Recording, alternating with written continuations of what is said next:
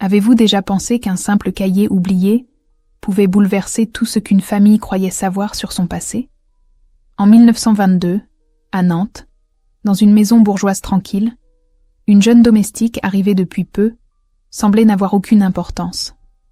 Mais un jour, une mélodie, un geste et une cicatrice ont réveillé un secret enterré depuis 18 ans. Ce que cette femme a découvert sur son origine a bouleversé toutes les certitudes de ceux qui l'entouraient. Et aujourd'hui, vous allez découvrir cette histoire dramatisada inspirée de notre réalité, où l'amour, la perte et la vérité se croisent d'une manière que personne n'aurait pu imaginer. Avant de commencer, abonnez-vous à cette chaîne, laissez un j'aime et dites-moi dans les commentaires de quelle ville vous regardez cette vidéo. C'est important, car ici, nous partageons des histoires humaines qui nous rappellent que même les secrets du passé peuvent éclairer notre présent. Sur cette photographie prise en 1922 dans le jardin intérieur d'un hôtel particulier à Nantes, on voit une table avec de la porcelaine au soleil, un buis taillé en cône et 3 figures principales. Madame Élise Montfort, en robe claire et ombrelle fermée. Claire, la fille officielle, un livre sur les genoux, et, un pas en arrière, la domestique en tablier simple, tête haute, regard calme, Rosalie. Ce que personne ne remarque dans ce cadrage pensé pour immortaliser l'éclat de la porcelaine et la prestance de la famille, c'est un détail troublant. Le poing de Rosalie repose sur le coin de la table, comme si elle connaissait cet endroit depuis toujours. Personne ne commente. C'est juste la domestique. Mais dans 18 minutes, vous comprendrez pourquoi Élise Montfort a pleuré pour la première fois en 18 ans en regardant cette main. Rosalie a 18 ans, en cette année 1922. Elle est arrivée 6 mois plus tôt par l'agence de domestique avec un dossier maigre. Bonne à tout faire, alphabétisée juste assez pour les listes et les messages, venus de l'intérieur de la Bretagne, élevée comme nourrice dans une maison de paysans, puis placée comme servante en ville. Elle porte un petit cahier dans les plis de sa jupe. Pas un journal intime, non. Un cahier de corvée. Polir l'argenterie le mardi, changer les draps le jeudi, noter les courses, s'entraîner à la calligraphie en recopiant les mots qu'elle entend. Les dimanches, sans s'en rendre compte, elle griffonne des syllabes d'une comptine qui habite son corps depuis l'enfance et dont elle ignore l'origine. Ce cahier deviendra la clé de tout. Mais pas encore. Dans cette maison bourgeoise de la rue Kervégan, Rosalie apprend vite. Trop vite. Elle sait lire l'humeur d'Élise au léger dévissement de l'éventail, anticipe l'heure du thé, ajuste le rideau contre la lumière oblique de l'après-midi. Étienne, le fils aîné de 20 ans, remarque l'oreille absolue de la jeune fille pour les sons de la maison, les verrous, les marches, les sifflets des bateaux sur la Loire. Claire, l'adolescente de 16 ans, se fascine pour le calme de la domestique et lui demande de l'aide au piano. Rosalie ne sait pas lire une partition, mais reproduit les passages de mémoire. Il y a quelque chose de familier dans la façon dont les mains de la jeune fille se posent sur le clavier de la vieille pièce héritée. Ce qui trouble Élise, c'est cette familiarité impossible. Une domestique de 6 mois ne devrait pas connaître la maison comme si elle y était née. Élise Montfort a 42 ans et une raideur apprise de sa propre mère. Garder les apparences, gérer la domesticité, visiter l'église en chapeau. Mais au fond, elle porte un deuil jamais dit. En 1904, juste après l'accouchement, elle a souffert d'une fièvre et d'un délire. Le nouveau-né a été emmené en urgence par une nourrice indiquée par la paroisse. On lui a dit, quelques jours plus tard, que l'enfant n'avait pas survécu. La famille s'est tue, son mari Armand Montfort a enterré l'affaire dans les voyages et les chiffres. La douleur, sans nom, a surgi dans les gestes. Une tendresse qui ne trouve pas de corps, une dureté hors de propos. Depuis 18 ans, Élise vit avec cette blessure invisible. Elle traite les autres domestiques avec une froideur parfois cruelle, projetant sa frustration. Elle contrôle chaque détail de la maison de manière obsessive, transférant son anxiété dans l'administration domestique. Armand ne parle jamais de 1904. Le deuil l'a isolé à l'intérieur même de son mariage. Parfois, en regardant Claire jouer du piano, elle ressent une jalousie silencieuse qu'elle déteste en elle-même. Pourquoi une fille a vécu et l'autre non? Cette question l'empêche de dormir certaines nuits. Avec Rosalie, quelque chose est différent. Élise se surprend à être dure avec elle, plus qu'avec les autres, parce que la tendresse qu'elle ressent l'effraie. Un jour, alors que Rosalie plie les draps propres dans la buanderie, Élise entre pour vérifier le travail. Le soleil du matin traverse la fenêtre. Claire passe dans le couloir en sifflotant une mélodie. Une mélodie très spécifique, avec des mots en breton, que Claire a entendus de sa mère quand elle était petite. Du corridor, sans réfléchir, Rosalie complète la deuxième partie exactement dans le ton et le tempo. L'air change de poids. Élise, figée, sent son corps se souvenir avant sa tête. Cette comptine, elle l'avait inventée. Une nuit de 1904, dans le délire de la fièvre, pour calmer un nouveau-né brûlant. Ce n'était pas un cantique de prière ni une ronde traditionnelle. C'était une invention intime, chantée une seule fois avant qu'on ne lui arrache l'enfant. Comment Rosalie la connaît-elle? Les draps tombent des mains d'Élise. Rosalie se retourne, étonnée. « Madame Montfort ?» Élise ne répond pas. Elle sort rapidement, le cœur battant comme un tambour de guerre. Dans le salon, elle s'assoit et ferme les yeux. Impossible, c'est impossible. Mais cette mélodie résonne encore dans l'air, portée par la voix de Rosalie, et quelque chose en Élise commence à se fissurer. Quelque chose qu'elle avait mûré il y a 18 ans. Le silence pèse plus lourd que le bruit des métiers à tisser dans la ville.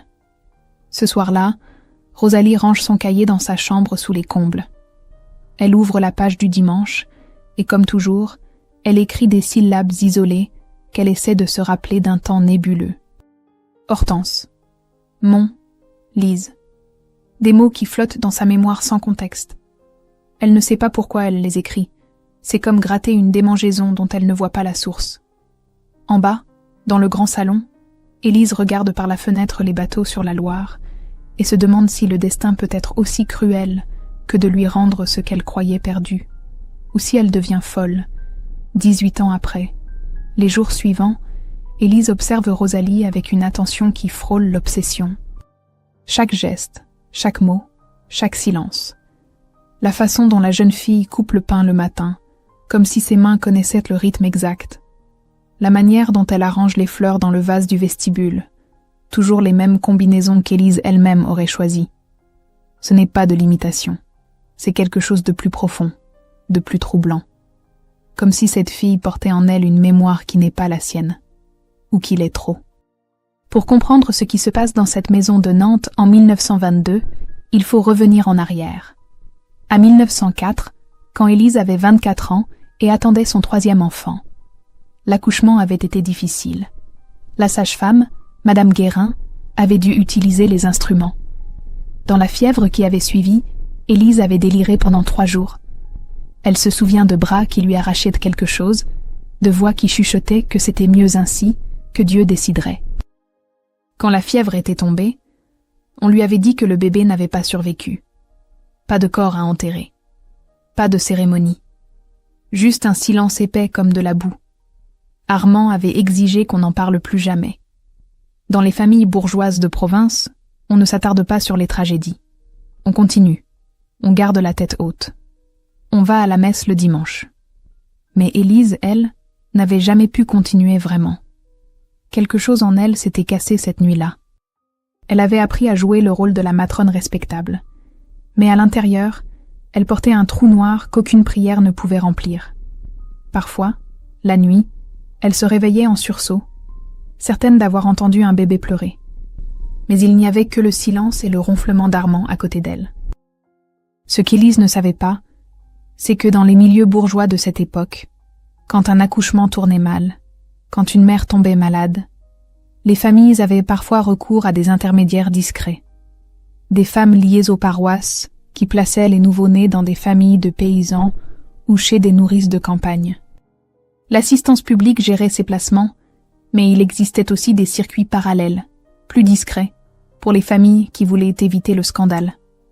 Les registres de baptême de la paroisse Saint-Nicolas de Nantes contiennent des dizaines de noms d'enfants enregistrés avec des identités floues, des mères sans nom de famille complet, des parrains de convenance. C'était le système.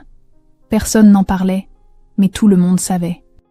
Un après-midi de mai, alors que Rosalie prépare la table pour le goûter, un accident domestique fait basculer tout. Elle retire un moule du four, mais le torchon glisse. Elle se brûle la paume de la main. Élise, qui passe par là, entend le cri étouffé. Elle court, ouvre l'eau froide, et en tournant la main de la jeune fille, voit quelque chose qui lui coupe le souffle. Une petite marque à la base du pouce, en demi-lune. Exactement la même cicatrice que la sage-femme lui avait décrite en 1904, quand elle avait expliqué que la graffe de la coiffe avait laissé une trace en tenant maladroitement le bébé. Élise vacille. Elle ne s'évanouit pas. Elle se reprend. Mais le monde vient de basculer. Ce soir-là, elle ne dort pas. Elle reste assise dans son lit, fixant l'obscurité, tandis qu'Armand dort profondément à côté d'elle. Cette cicatrice, cette comptine, cette familiarité impossible. 3 coïncidences, c'est trop. Mais comment vérifier? Comment poser la question sans passer pour folle? Et surtout, si c'est vrai, comment expliquer 18 ans d'abandon? Comment regarder cette jeune fille dans les yeux et lui dire « Tu étais ma fille et je t'ai laissé partir ». Élise commence à traiter Rosalie avec encore plus de dureté. Parce que la tendresse qu'elle ressent maintenant l'effraie au-delà de tout. Parce que si elle se laisse aller à aimer cette fille, et que ce n'est pas elle, la douleur sera insupportable. Et si c'est elle, la culpabilité sera pire. Rosalie ne comprend pas ce changement. Elle se réveille la nuit avec des cauchemars où des bras l'emballent et disparaissent. Elle a peur. Un plat cassé, un mot de travers, et elle pourrait perdre le seul toit qu'elle connaisse. Elle qui ne se sent à sa place nulle part. Pas paysanne comme les autres en Bretagne, pas bourgeoise comme les patrons. Coincée entre 2 mondes, invisible aux 2. Étienne, lui, observe les tensions. Il aime bien Rosalie. Elle est intelligente, discrète, et a une oreille musicale extraordinaire. Un dimanche après-midi, il la trouve dans la buanderie, son cahier ouvert sur ses genoux. Par-dessus son épaule, il voit les mots répétés. Hortense, Mon, Lise. Il fronce les sourcils. Pourquoi écris-tu ces mots? Rosalie sursaute, referme le cahier. Je ne sais pas, monsieur Étienne. Ils me viennent, c'est tout. Comme des souvenirs qui ne sont pas les miens. Étienne reste pensif. Le lendemain, il va voir sa mère. Mère, cette domestique, Rosalie. D'où vient-elle exactement? Élise se raidit. De Bretagne. Par l'agence. Pourquoi? Étienne hésite. Parce qu'elle écrit des mots étranges dans un cahier. Des fragments de noms, dont le vôtre. Élise blêmit. Montre-moi ce cahier. Non, mère. Si vous voulez savoir, demandez-lui vous-même. Ou mieux encore, allons voir d'où elle vient vraiment. Élise regarde son fils. Pour la première fois depuis des années, elle se sent vivante. Terrifiée, mais vivante. D'accord. Trouve où elle a été élevée. Je veux savoir. Étienne interroge discrètement Rosalie. Elle mentionne une vieille femme qui l'a élevée enfant, Mère Périne le Houérou. Elle vit maintenant dans un taudis de Lavandière, rue de la Motte Rouge. Le dimanche suivant, Étienne accompagne Rosalie en visite. Élise, de son côté, reste à la maison, le cœur battant, attendant ce qu'ils vont découvrir. Elle sait que quelque chose va se briser, ou se reconstruire. Dans les 2 cas, rien ne sera plus jamais pareil. Le silence de 18 ans commence à craquer comme une glace trop fine sur une rivière au printemps. Le taudis de la rue de la Motte Rouge sent le savon et le bois mouillé. Des cordes à linge traversent la cour intérieure, et des femmes aux mains rouges frottent le linge dans des bassines fumantes. Étienne et Rosalie montent l'escalier étroit jusqu'à une porte basse au 3e étage. Rosalie frappe. Une voix chevrotante répond. « Entre, petite. Mère Périne. » Le Houérou a maintenant 70 ans. Elle est assise près de la fenêtre, une couverture sur les genoux. Les mains tremblantes, mais les yeux encore vifs. Quand elle voit Rosalie, son visage s'illumine. « Ma petite, tu m'as manqué. » Rosalie s'agenouille près d'elle, lui prend les mains. « Mère Périne, voici monsieur Étienne Montfort. Il voudrait vous poser des questions sur mon enfance. » La vieille femme regarde le jeune homme avec méfiance. Montfort? Comme la famille de la rue Kervégan? Étienne hoche la tête. C'est ma famille, oui. Perrine se raidit. Alors vous devriez savoir. Le silence s'installe, lourd. Étienne s'assoit sur le tabouret bancal. Savoir quoi, madame? Perrine regarde Rosalie avec une tristesse infinie. Tu ne lui as jamais dit, petite? Rosalie secoue la tête, confuse. Dis quoi? Je ne sais rien, mère Perrine. Vous ne m'avez jamais raconté d'où je venais vraiment. Perrine soupire. Parce que j'avais promis. À la dame pâle qui t'a apporté en 1904. J'avais promis de ne jamais parler. Mais maintenant que tu es dans leur maison, je suppose que le secret ne sert plus à rien. Elle se tourne vers Étienne. Votre mère, Madame Élise Montfort, m'a apporté un bébé une nuit de février 1904. Pas elle directement. Une intermédiaire, une femme de la paroisse qui faisait ce genre de choses. Mais j'ai vu la dame pâle dans la voiture, derrière. Elle tenait un mouchoir contre sa bouche et pleurait. L'intermédiaire m'a donné le bébé, enveloppé dans un lange fin qui sentait la lavande. Il y avait une pièce de monnaie cousue dans la doublure. Une pièce de 1904 avec le profil de Marianne. Et un bouton de nacre avec la lettre M gravée. Je les ai gardés dans une boîte de tabac pendant toutes ces années. Rosalie sent le sol se dérober sous elle. Quoi? Perrine continue, la voix tremblante. La dame pâle a chanté une comptine avant de partir. Une comptine étrange, pas une chanson traditionnelle. Quelque chose qu'elle avait inventé.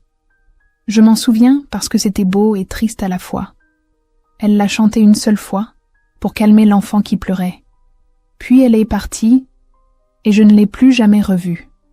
Rosalie est blanche comme un drap. Vous dites que cette dame était Madame Montfort? Perrine hoche la tête. Je ne suis sûre de rien, petite. Mais cette famille, ces gens chez qui tu travailles maintenant, ce ne sont peut-être pas tes patrons. Ce sont peut-être ta famille. Étienne reste silencieux, assimilant l'information. Pourquoi ma mère aurait-elle fait cela? Perrine hausse les épaules. Les raisons des bourgeois, je ne les connais pas. La honte, peut-être. La peur du scandale. Ou on lui a dit que l'enfant était mort et quelqu'un a menti. Dans ces milieux, beaucoup de choses se passent en silence. Les registres de la paroisse Saint-Nicolas sont pleins d'enfants sans vrai nom, placés chez des nourrices ou à l'assistance publique. Le curé de l'époque, le père Le Breton, fermait les yeux sur ces arrangements. C'était comme ça. Rosalie se lève brusquement. Je dois y aller. Elle sort de la pièce, dévale les escaliers. Étienne la rattrape dans la cour. Rosalie, attends. Elle se retourne, les yeux brillants de larmes retenues. Monsieur Étienne, si ce qu'elle dit est vrai, cela veut dire que votre mère m'a abandonnée, que j'ai grandi en pensant que personne ne me voulait, alors que j'avais une famille. Une vraie famille. Comment pourrais-je lui pardonner ça? Étienne ne sait pas quoi répondre. Il pose une main hésitante sur son épaule. Peut-être qu'elle ne savait pas. Peut-être qu'on lui a menti aussi. Ils rentrent à la maison en silence. Rosalie monte directement dans sa chambre sous les combles. Elle ouvre son cahier et regarde les mots qu'elle a écrits 100 fois. Hortense. Mon. Lise. Maintenant, ils ont un sens. Hortense, le prénom de la grand-mère d'Élise. Mon, pour Montfort. Lise, pour Élise. Ces fragments de mémoire n'étaient pas des fantômes. C'étaient des indices que son corps avait gardés, même si sa tête ne comprenait pas. Elle pleure en silence, la tête dans les mains, partagée entre la rage et l'espoir. La rage d'avoir été abandonnée. L'espoir d'avoir enfin une réponse. En bas, Étienne raconte tout à sa mère. Élise écoute, immobile, les mains serrées sur l'accoudoir du fauteuil. Quand il a fini, elle ferme les yeux. Je le savais. Quelque part, je le savais depuis le premier jour où elle est entrée dans cette maison. Mais je ne voulais pas y croire. Parce que si c'est vrai, cela veut dire que j'ai vécu 18 ans en pensant ma fille morte, alors qu'elle était vivante. Quelque part. Sans moi. Sa voix se brise. Comment est-ce que je vis avec ça, Étienne? Comment? Le fils regarde sa mère et voit pour la première fois la femme derrière la façade. Une femme brisée par le deuil, le mensonge, et maintenant la vérité. Vous lui parlez, mère. Vous lui dites la vérité, et vous priez pour qu'elle puisse un jour comprendre. Élise hoche la tête lentement. Mais pas encore. Je dois d'abord être sûre. Complètement sûre. Parce que si je me trompe, je lui fais du mal. Et si je ne me trompe pas, je ne sais pas si elle pourra jamais me pardonner. Étienne quitte la pièce. Élise reste seule, regardant par la fenêtre les bateaux sur la Loire, et se demande si le destin peut être à la fois aussi cruel et aussi généreux. Cette nuit-là, personne ne dort vraiment dans la maison Montfort. Rosalie pleure sous les combles. Élise reste assise dans le salon, une bougie allumée. Claire, qui a entendu des bribes de conversation, est confuse et inquiète. Armand dort, inconscient de la tempête qui se prépare. Dans quelques jours, lors du dîner avec le client de textile, tout va exploser. La vérité enfouie pendant 18 ans va sortir. Pas avec des mots, mais avec une mélodie et une cicatrice. Et rien ne sera plus jamais pareil dans cette maison de la rue Kervégan. Le jeudi suivant, Armand Montfort organise un dîner pour Monsieur Leclerc, un important client de textile de Paris. Il veut montrer le bon ordre de sa maison, la respectabilité de sa famille. Élise porte une broche qu'elle n'avait pas mise depuis 1904, un camé avec un ruban bleu pâle. Tout le monde le remarque, personne ne pose de questions. Rosalie sert le dîner avec des mains tremblantes. Elle sait qu'Étienne a parlé à sa mère. Elle voit la façon dont Élise la regarde maintenant, avec quelque chose qui ressemble à de la douleur mêlée de tendresse. Claire est nerveuse aussi. Elle sent que quelque chose va se passer. Le dîner commence normalement. Soupe à l'oignon, rôti de veau, légumes du marché. Monsieur Leclerc complimente la cuisine, l'argenterie, les rideaux brodés. Armand est fier. Voyez, mon cher Leclerc, une maison bien tenue est le reflet d'une famille solide. Tout est à sa place ici. Étienne lance un regard à sa mère. Élise fixe son assiette, le cœur battant si fort qu'elle entend à peine la conversation. Rosalie reste dans l'ombre, comme toujours, remplissant les verres, débarrassant les assiettes. Invisible. Enfin, presque. Après le repas, Claire va au piano pour jouer un morceau, comme le veut la tradition. Elle commence un prélude de Chopin, mais ses doigts tremblent. Elle rate un accord, puis un autre. Dans le fond de la pièce, Rosalie, sans réfléchir, lève légèrement la main et touche le coin du piano. Un petit geste pour indiquer la correction. Exactement le même geste qu'Élise faisait avec ses enfants pendant les leçons. Le geste d'une mère qui enseigne. Monsieur Leclerc éclate de rire. « Ah, mais elle commande ici, cette petite. Vous avez une domestique bien éduquée, Montfort. Elle connaît même la musique. » Le temps se fige. Armand rit nerveusement. Oui, elle est bien formée. Mais Élise ne rit pas. Elle regarde Rosalie, puis ses propres mains, puis à nouveau Rosalie. Ce geste précis, qu'elle a fait 1000 fois avec Claire et Étienne. Un geste qu'on ne peut pas apprendre en 6 mois de service. Un geste qu'on porte dans le sang. Élise se lève lentement. « Excusez-moi, messieurs. » Elle traverse le salon. Chaque pas est une décennie. 18 ans de mensonges, de deuil, de silence. Elle s'arrête devant Rosalie. La jeune fille recule, effrayée.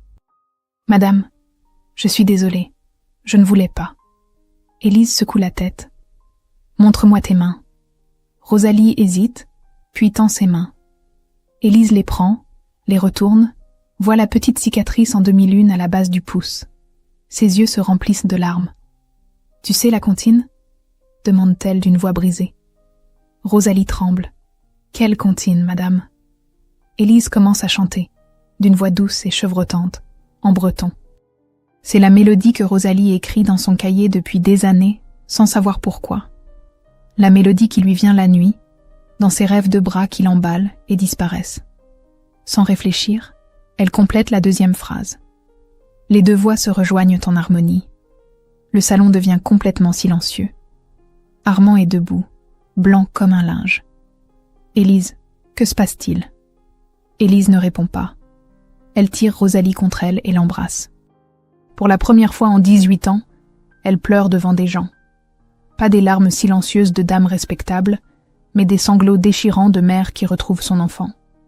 Rosalie est d'abord rigide, puis elle s'effondre aussi. Son corps comprend avant sa tête. Toutes ces années de solitude, de ne pas savoir où elle venait, de se sentir invisible, de ne jamais être à sa place. Tout prend sens maintenant. Claire se lève, couvre sa bouche avec sa main, les yeux pleins de larmes. « Maman, c'est elle? C'est le bébé de 1904 ?» Étienne hoche la tête doucement. Claire court vers Rosalie et Élise, les entoure de ses bras. « Ma sœur, tu es ma sœur. » Armand reste debout, figé, assimilant la vérité qu'il avait enterrée il y a 18 ans. Monsieur Leclerc, embarrassé, se lève discrètement. « Je crois que je vais vous laisser en famille, Montfort. » Il sort sans bruit, comprenant qu'il a assisté à quelque chose de sacré. Armand s'approche enfin. « Élise, c'est vraiment elle ?» Élise lève les yeux vers son mari, le visage trempé de larmes. Regarde sa main. Regarde cette cicatrice. Écoute cette comptine que j'ai inventée une seule nuit et que personne d'autre ne connaît. Regarde comment elle touche ce piano comme si elle avait appris ici. Oui, Armand, c'est notre fille. Celle qu'on nous a dit morte. Celle que j'ai pleurée pendant 18 ans. Elle est là. Elle a toujours été là, quelque part. Et maintenant elle est revenue. Armand se tourne vers Rosalie. Son visage est dur, illisible. Pendant un moment, la jeune fille pense qu'il va la chasser, la renvoyer d'où elle vient. Puis il fait quelque chose d'inattendu. Il enlève lentement sa veste de costume, la pose sur le dossier d'une chaise, et tend la main. Rosalie. Non, pas Rosalie. Quel est ton vrai nom? La jeune fille hésite. Je ne sais pas, monsieur. Le seul nom que j'ai jamais eu, c'est celui que mère Perrine m'a donné. Élise caresse les cheveux de la jeune fille. Alors tu en choisiras un nouveau. Un nom qui sera le tien. Cette nuit-là, la maison Montfort ne dort pas. Rosalie reste dans le salon avec Élise jusqu'à l'aube, parlant, pleurant, essayant de reconstruire 18 ans de vide. Élise lui raconte la fièvre, le délire, comment on lui avait arraché son enfant en lui disant que c'était pour le mieux. Rosalie lui raconte mère Perrine, la Bretagne, les cauchemars, les mots dans le cahier, la sensation constante de ne jamais être à sa place. Elle ne cherche pas à justifier, elle cherche juste à comprendre. Et lentement, avec les heures qui passent, quelque chose commence à se reconstruire entre elles. Pas une relation parfaite, pas un conte de fées, mais quelque chose de réel, quelque chose de possible. Les jours qui suivent cette nuit de révélation sont étranges. La famille Montfort n'organise pas de grande annonce. Pas de déclaration publique, pas de bal pour présenter la fille retrouvée. Ce serait du scandale, et les bourgeois de Nantes ne pardonnent pas les scandales. À l'extérieur, pour les voisins et les clients, Rosalie reste une domestique. Mais à l'intérieur de la maison, tout a changé. Élise réorganise discrètement la vie de Rosalie. Elle ne peut pas la traiter ouvertement comme sa fille, sans provoquer des ragots qui nuiraient à toute la famille, y compris à Rosalie elle-même. Alors elle fait ce qu'elle peut. Elle inscrit Rosalie à des cours du soir, au patronage de la rue Voltaire, où on enseigne la comptabilité pratique aux jeunes femmes. Elle augmente son salaire et ouvre un compte d'épargne à la Caisse d'épargne de Nantes à son nom. Elle lui donne des responsabilités dans l'administration de la maison, loin des salons, mais avec un pouvoir réel.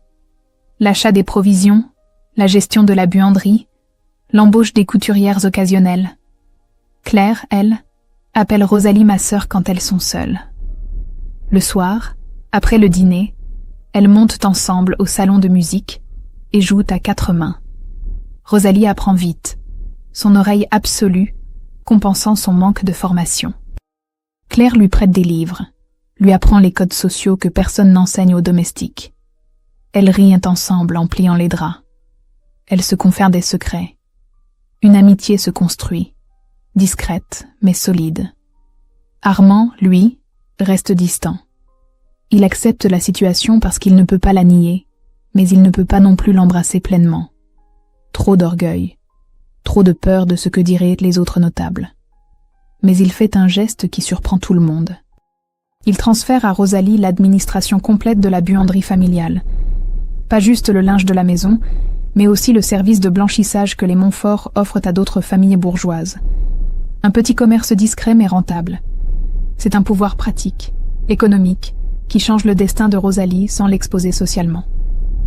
Quelques mois après la révélation, Rosalie choisit un nouveau nom pour elle-même. Agnès. Ce nom lui est venu en relisant son cahier, où elle avait écrit 100 fois Lise, et en se souvenant du son complet qu'elle avait dû entendre bébé. Lise Agnès, Élise et Agnès. Deux noms qui sonnent ensemble, comme deux notes d'un même accord. Élise pleure quand elle entend ce choix. « C'est parfait, » murmure-t-elle. « Tu es Agnès maintenant, ma petite Agnès. Mais la vie n'est pas un conte de fées, la distance sociale ne disparaît jamais complètement. » C'est la France de 1922, avec ses codes rigides de classe. Certains voisins commencent à jaser.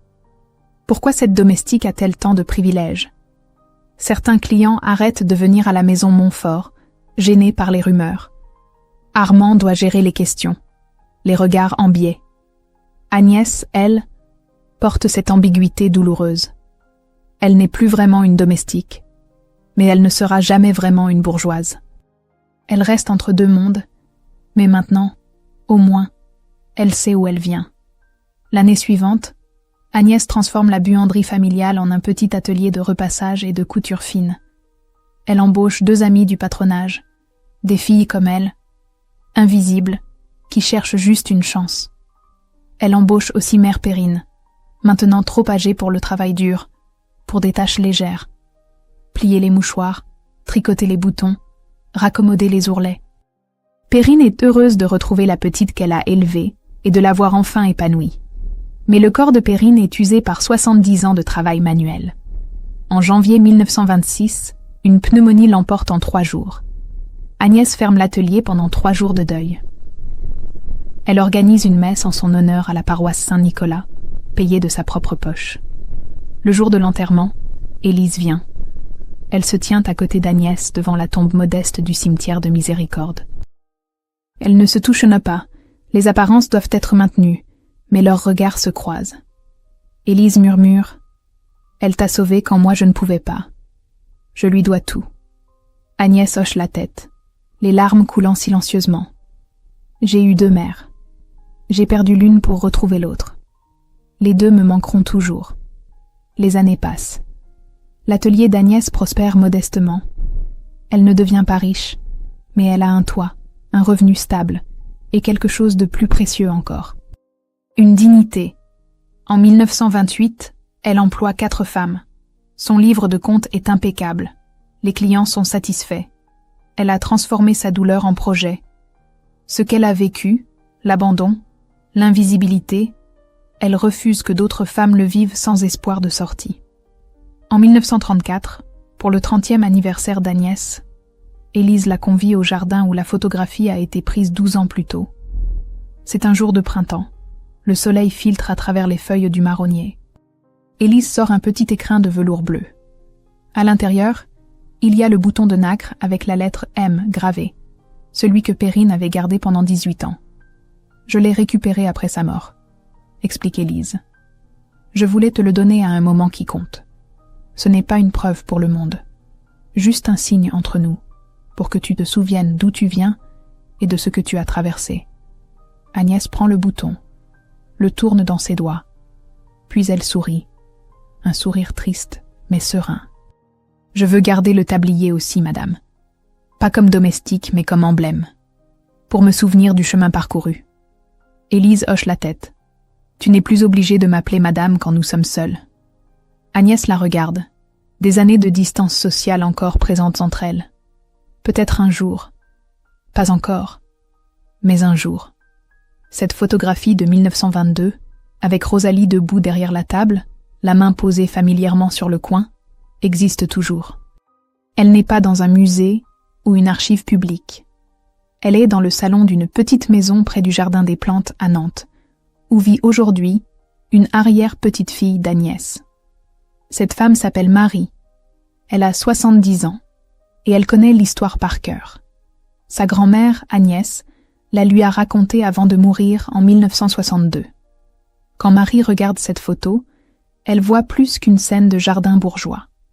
Elle voit une jeune fille qui ne savait pas encore qui elle était. une mère qui avait perdu son enfant, et une vérité qui a mis 18 ans à sortir. L'histoire d'Agnès et Élise nous enseigne quelque chose d'essentiel, que les secrets finissent toujours par peser plus lourd que la vérité, que l'amour maternel ne meurt jamais, même après 18 ans de séparation, que la dignité ne vient pas de la naissance, mais de ce qu'on construit avec nos propres mains, que les femmes invisibles, les domestiques, les ouvrières, les oubliées, portent en elles des histoires extraordinaires que personne ne prend le temps d'écouter, et que parfois, une simple photographie peut ouvrir une porte vers un passé qu'on croyait enterré. Agnès n'est jamais devenue une grande dame de la société nantaise. Elle n'a jamais porté le nom de Montfort officiellement. Mais elle a vécu une vie digne, entourée de femmes qu'elle a aidées, dans un atelier qu'elle a construit de ses mains, avec un bouton de nacre dans sa poche, comme rappel de ce qu'elle avait traversé. Et chaque soir, avant de dormir, elle touchait ce bouton et pensait aux deux femmes qu'il avait aimées, celles qu'il avait mises au monde et celles qu'il avait élevées. Les deux étaient ses mères. Les deux avaient fait ce qu'elles pouvaient avec les cartes que la vie leur avait données. Et Agnès, entre ces deux amours, avait trouvé sa place. Pas celle que la société lui assignait, mais celle qu'elle s'était construite. Et c'était suffisant. Cette histoire fictionnelle inspirée de notre réalité nous rappelle que certaines vérités traversent le temps et les silences, que l'amour maternel, même étouffé par la honte ou la peur, trouve toujours un chemin pour se dire. Et que la dignité ne vient pas du sang ni des titres, mais du courage de se relever et de construire sa propre place dans le monde. Et vous, avez-vous déjà ressenti qu'un secret de famille pouvait peser sur plusieurs générations? Pensez-vous qu'il vaut mieux taire la vérité pour protéger, ou la révéler, même quand elle fait mal? Croyez-vous que les liens du cœur peuvent être plus forts que ceux du sang? Si vous êtes resté jusqu'à la fin, écrivez le mot « mémoire » dans les commentaires pour que je sache que cette histoire vous a touché. Dites-moi aussi de quelle ville vous venez, et si, dans votre famille, il existe une vieille histoire, peut-être oubliée, qui mérite d'être racontée. Cela pourrait inspirer nos prochaines histoires. Merci d'avoir partagé ce moment d'émotion. N'oubliez pas de vous abonner, d'aimer la vidéo, d'activer la cloche et de la partager à quelqu'un qui croit encore au pouvoir des vérités retrouvées. Et cliquez sur la vidéo suivante pour découvrir une nouvelle histoire qui, comme celle-ci, parle de mémoire, d'amour et de courage.